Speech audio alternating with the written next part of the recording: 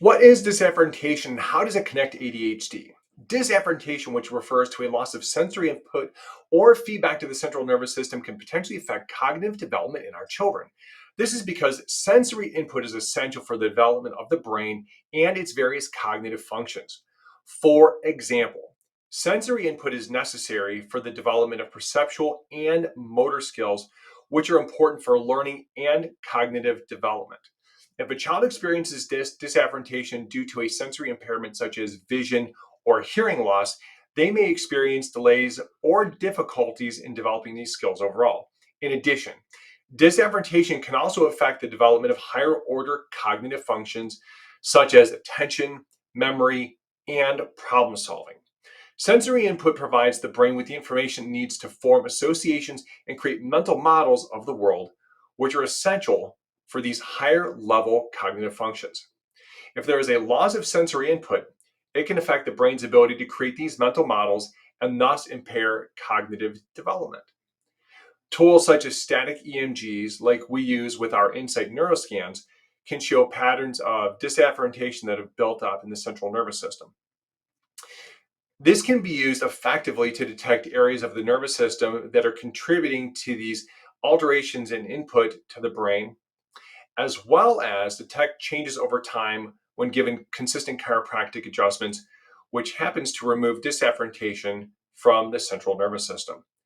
However, the extent to which disafferentation can affect cognitive development in children can depend on the nature of the severity of the sensory impairment, as well as the timing of the impairment, i.e., whether it occurs during critical periods of brain development. Early intervention and treatment for sensory impairments can help mitigate the potential negative effects on cognitive development. One common symptom of persistent disafferentation is when a child becomes a proprioceptive seeker.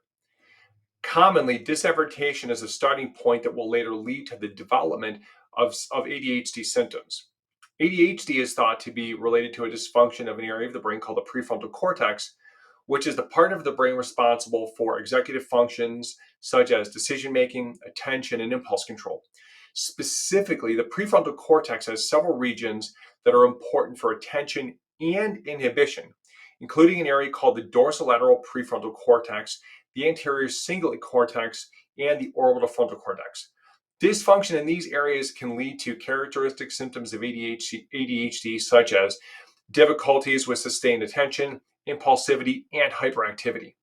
Additionally, an area called the basal ganglia and the cerebellum, which are brain regions involved in movement, coordination, have also been implicated in ADHD. Dysfunctions in these regions may contribute to the hyperactivity and motor symptoms associated with the disorder. How do you know if your child is living with disafferentation? They may be a proprioceptive seeker.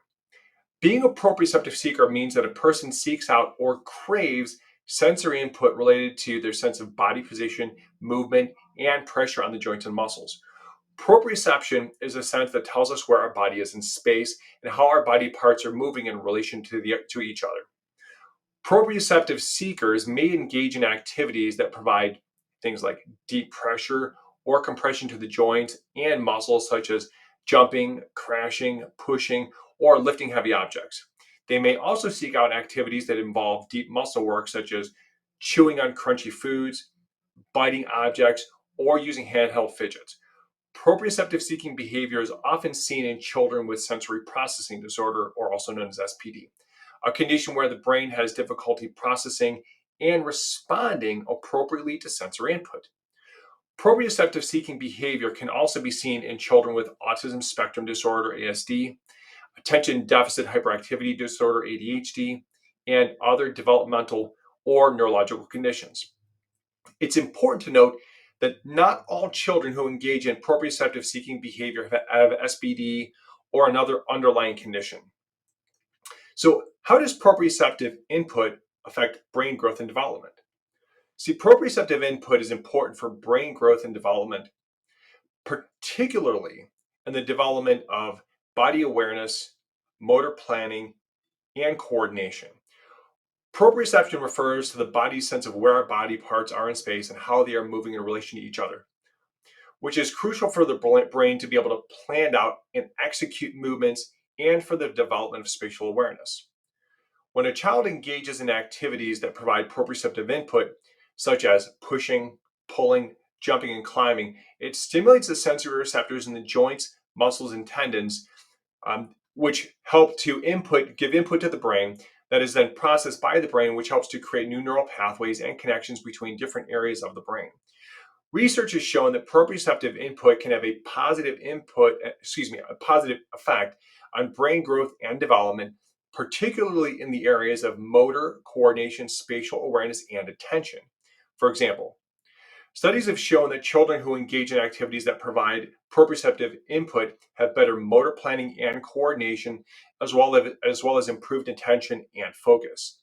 In addition, studies have also suggested that proprioceptive input may have a positive effect on brain plasticity, which refers to the brain's ability to change and adapt over time.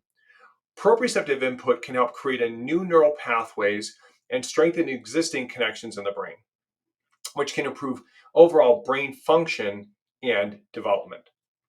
Overall, proprioceptive input is an important aspect of a child's development, and engaging in activities that provide this input can have positive effects on motor coordination, spatial awareness, attention, and brain plasticity.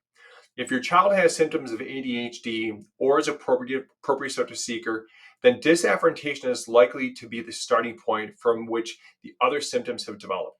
For this reason, we strongly suggest that you get your child evaluated by a certified pediatric and family wellness chiropractor who specializes in neurologically focused chiropractic care. For more information, go to www.elitefamilychiros.com, or for additional resources or for locating a pediatric chiropractor in your area, you can also go to www.pxdocs.com.